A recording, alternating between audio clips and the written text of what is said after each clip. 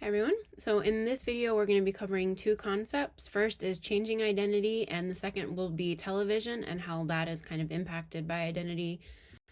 So starting with changing identity.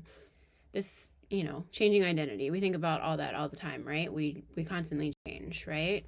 Throughout life, we become different people. When we're in school, we're one person. When we're outside of school, we're another. So, I've talked about the temporal aspect of identity a lot. That also plays into changing identity. But so think about all the different times that your identity does change.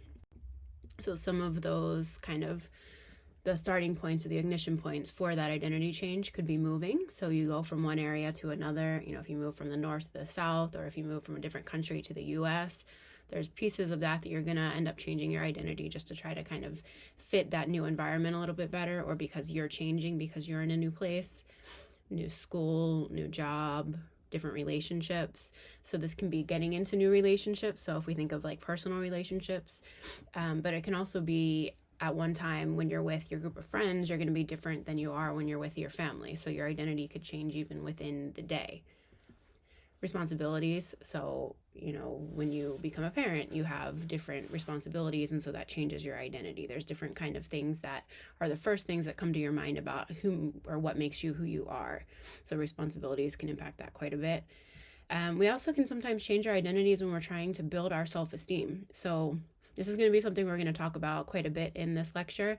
It's when your identity or who you are starts to not give you the positive connotations that you want it to have. So when we talked before about in-group and out-group, it relates to that concept quite a bit when we're thinking about building our self-esteem through the identities that we hold. So also just the passage of time. I talk about it a lot. You're probably sick of me talking about time in relation to identity, but it's a big part of it. So just over time, we become different people, different experiences, different likes, different interests. All of these different things will change over time, and they impact identity whether we're aware of it or not. So one of the theories I want to talk about today is optimal distinctiveness theory. Take a minute and just kind of think about what you think that might mean just based on the name, optimal distinctiveness. So distinctiveness is something that, particularly in American culture, we really like thinking that we're unique, right? So this is being the perfect level of unique. Essentially, it's the balance between our need for inclusion, so being part of something, and then our need for being different or unique, standing out within that crowd that we're a part of. So we don't want to be too different, because that starts to get scary when you can't find people who understand you or think similarly to you or look the same as you. But we also don't want to be exactly the same. When we're exactly the same, there's nothing to kind of set us apart. So we don't get that self-esteem boost by thinking that we are better than the outside or other people. So there's that kind of perfect balance that we're always looking for. That would be the optimal distinctiveness in our identities. So you can think of this as a continuum. So one side will be completely unique, one of a kind throughout the world, throughout history. And then there's the other end, which is complete conformity. So exactly the same as everybody else that you're around. And so people will try to be somewhere on this continuum. It'll vary depending on different cultures, religions, ethnic backgrounds, ages, all of those different things. But typically we find that people want to be more toward the center of it. So you want to be unique in some ways, but you also still want to fit in. You want to feel like you're still part of some bigger whole. And so here you can see a more visual model for that idea of the threat to your group membership based on distinctiveness. So if we look kind of top center here at optimal identity, this is where you're feeling really good in your situation, you're comfortable in your identity, you're comfortable in your place in the group, and it feels secure. And then something happens, and within that group, you kind of start to get shuffled out to the side. So there's something about what you are doing, what you're expressing, how you're portraying yourself, that starts to become niche within that bigger group. And so that group starts to kind of shuffle you out to the side. And so your inclusion in the group starts to be threatened. So then you realize that you have the awareness and you change. You try to become more of what the bigger portion of the group is.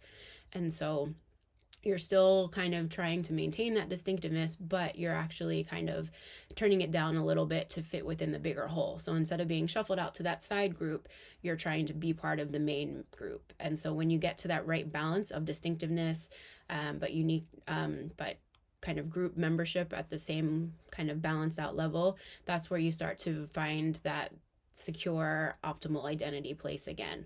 So that's where you start to feel fully included. You have the right level of differentiation, but the right level of kind of get along with the rest of the group. So, think of examples when you've maybe felt this sort of threat to your identity. So you're in a really good place, some kind of threat comes in from the outside, and then you change yourself to differentiate, to get back to a more secure place. So I have an example for you guys. Hopefully we're all aware of NSYNC, the greatest band to ever exist in the history of human civilization. If you don't know NSYNC, I'm very sorry. Go look them up. They're wonderful. So when I was in my peak around 1998, 1999, NSYNC was my everything.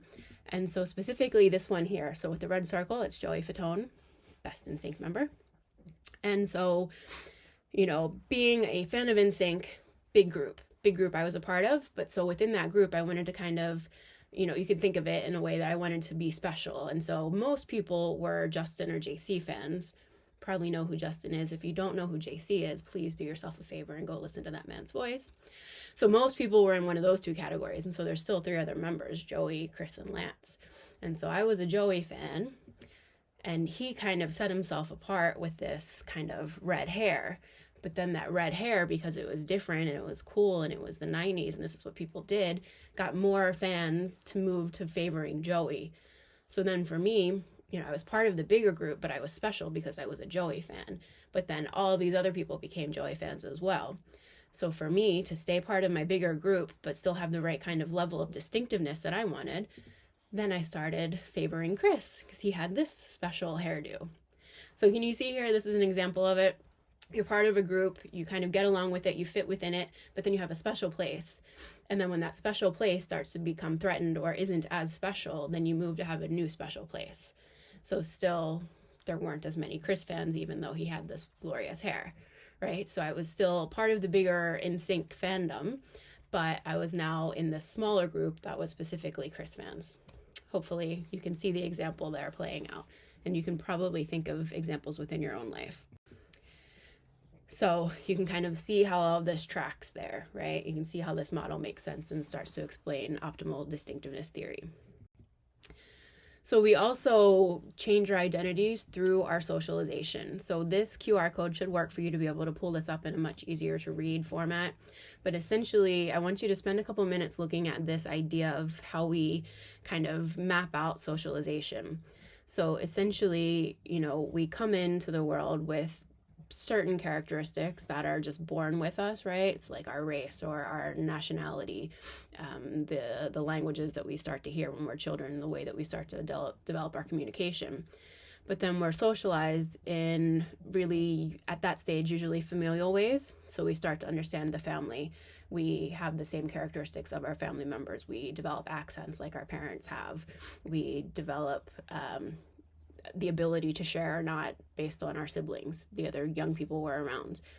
Then we move into school, and that's where the institutions start to socialize us. So that's where, I don't know if it's still the case, but when I was in school, we would get up and say the Pledge of Allegiance every morning. And so we're socialized into this sort of practice of being an American. And so there's other things like that within school that you're socialized to do, to think that these are the norms and this is how it's supposed to be.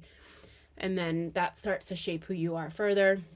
You're socialized in more institutions, so now you're all WVU students, and so you're being socialized in that way, where somebody who's a student at Brigham Young University is being socialized in a different way. So we start to kind of branch out, and we get all these different institutionalized impacts on our socialization, and then that circles through to make us who we are. And so we keep going through this cycle, right? Because we develop our own families when we get older. And so we'll have a spouse from a different background, and that starts to come and have impact into how we socialize our own children. And that cycle just kind of keeps going. So that's why it's a cycle and not a direct line. But so you can think about all those different impacts that will socialize us over time and how those will then have an impact on our changing behavior, right? Spend some time with this. Look at the actual map a little bit more clearly. I'm sure you can't read it on the screen. So check out the PDF version and really get comfortable with this idea of socialization as a cycle, a continuing process. So now moving on to TV. So I know that TV isn't as popular for a lot of you as it would have been for, the generation before, because you guys have lots of different kinds of media that have started to replace a lot of what traditional television was. But streaming and things like that are still very popular. And so within the US at least, TV does still have a pretty big impact on identity, how we kind of shape our stereotypes that we hold of different groups of people. So TV is huge, right? So in 2022, 5.5 billion people were using TVs regularly, and that's out of like a little bit less than 8 billion people in the world in total. So pretty much everybody's on a TV, right? It's a huge part of our lives, particularly in the US. It's even a bigger part of our lives. And so it has changed, and it's kind of branched out with streaming a little bit. So it's the process of watching TV is a little bit different. It's not as much like when I was a kid. Friday night, everybody was watching TGIF on ABC. So everybody watched the same 4 sitcoms every Friday. Everybody knew exactly what was happening. There's not really anything anymore where people all know that something's happened on television. Like the Friends finale when I was in high school or college, maybe it was a really big deal and everybody watched it. There's nothing everybody's watching anymore. But still, within your own kind of social groups, there will be things that everybody has kind of a collective consciousness about. So, Netflix has taken over in a lot of ways. There's lots of other streaming now. And so sometimes you can even ascribe different identities to people based on the streaming services they're using, right? So Netflix maybe has a certain demographic, where Paramount Plus has another, Disney Plus has another. So think about all of these sorts of stereotypes that we have started to hold and to put onto people based on how they're consuming their TV. I'm going to put up a couple different TV shows here, and I know that in your mind you're going to create a stereotype of who you think might be watching that show. So like NCIS, grandparents, a lot of times what I hear. Certainly my grandfather was a very big NCIS fan.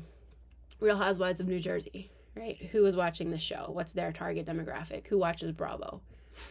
The Mandalorian, right? Who is watching these Star Trek or Star Wars type shows? You can see I'm not watching Star Wars.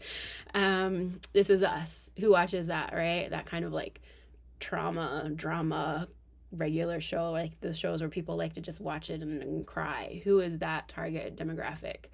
Supernatural. You guys are going to be watching more about Supernatural this week, and so think about who is that specific fan base and why.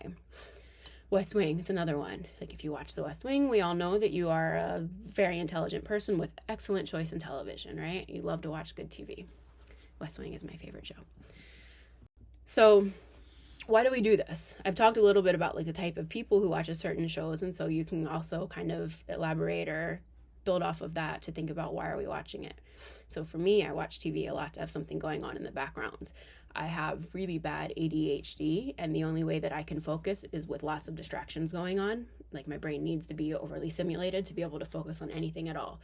So like I did my entire PhD with Dateline playing in the background. So my dissertation has been written with a like soundtrack of murder.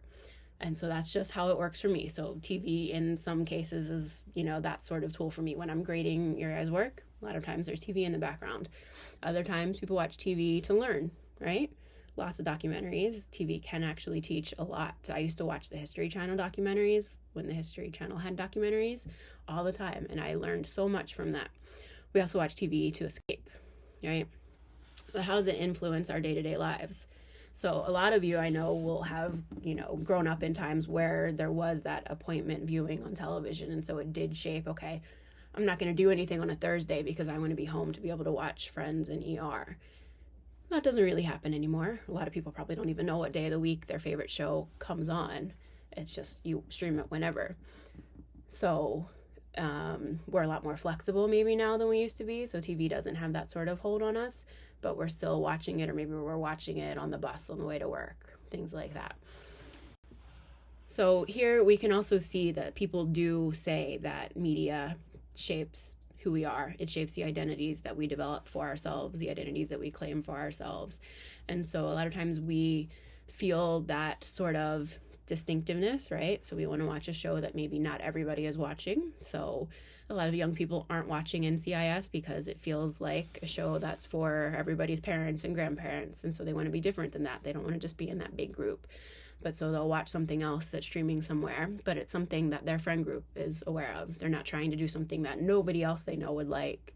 They want it to kind of fit in that perfect medium where it's not everybody's watching it. We don't want to be part of millions and millions and millions of other people. We want to be special. But so we're going to watch this show that connects to our interests or our beliefs or our passions in the moment, right? So we're going to look for shows that can tell people something about who we want them to think we are. Okay. And now this last slide here is just kind of some key points that you should know by now. So essentially this is a summary of all of the really important concepts that we've covered up until this point in the semester. So please take a minute, look it over, make sure you're comfortable and familiar with all of the terms. These are all terms that should be reflected on your concept maps. We're going to come back to them one more time this semester. So look through these. If you're unsure of anything, go back, watch previous lectures, or even just Google it. Google can be a good resource a lot of the time if you use it well. So be comfortable with all of these concepts. All right, that's it.